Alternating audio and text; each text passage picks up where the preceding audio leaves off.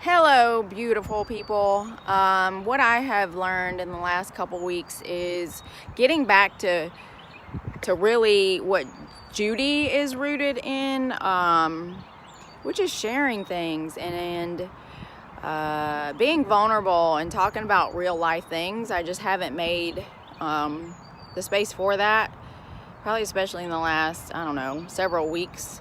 So I actually posted a picture of this place I'm about to show you in a minute. And it's not even as a pity party or anything like that. So here's my car, so you can understand that it's real time. I'm 37 years old, and I used to live here.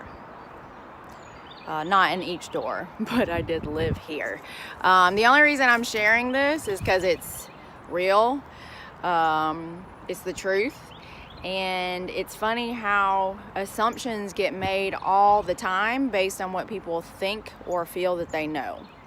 I love it when people interrupt my pattern with something that blows my mind, because we all get caught up as humans into what we think we know or someone's background, I don't know. We've all done it. So this is just a reminder. For me, where I came from, where I don't want to stay, and that everything that happens in my life is by my choice going forward. When you're a kid, not so much, right? But when you're an adult and you out on your own, yes, whether we want to or not, we can make the choices. Yeah, right? So there used to be 5 units here.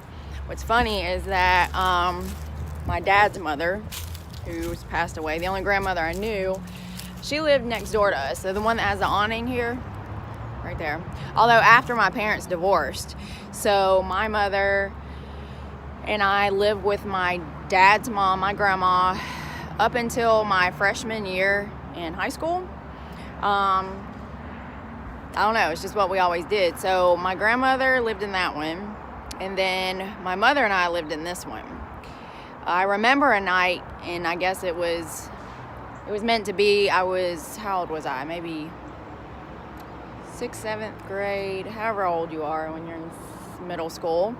Somehow I ended up sleeping through the entire thing, but there was a man who my mom and grandma had to literally hold the door so that he could not break in, because that's what he was trying to do. And at the end of the day, it was he was intoxicated or whatever it is, and he thought someone else lived there, right? What else has happened here? Oh, so once you go in there, there's a back wall, so we took that down so that we didn't have to come outside to go to this door and this door. We just did it back there. Right. What else happened? So my dad's brother, who is no longer alive either, would stay with my grandmother. He actually set the couch on fire that he was sleeping in, and was sleeping so deep he didn't know the fucking couch was on fire. Because he fell asleep with a cigarette in his hand, and then passed out because he was on whatever the fuck he was on. So, at times I'm like, dang, I guess I'm glad I don't sleep that hard, because that would be really bad to not even know you're surrounded by flames. Anyway, thankfully, no one died then, but good God Almighty. So, what is this road? It's off of Wade Hampton, Rutherford Hill Road. I just going down Wade Hampton anyway, so I'm like, you know what, let me go look, see what my old spot looked like. I'll tell you too, back here, when I lived here, there used to be a lot more trees, but someone actually committed suicide in those woods with carbon monoxide. That's when I learned that you can do that. You can die from your car fumes, and I guess it's an easy way to just fall asleep and never wake up, which I realize all that's sick and twisted. So my whole point is not to make people feel bad. Don't feel bad for me, for sure, because my perspective with this is it didn't determine who I was or who I am. And if nothing else, I said, Judy, you know, we can either continue this heritage, tradition, legacy of the family that you do know. You can go down that path. Or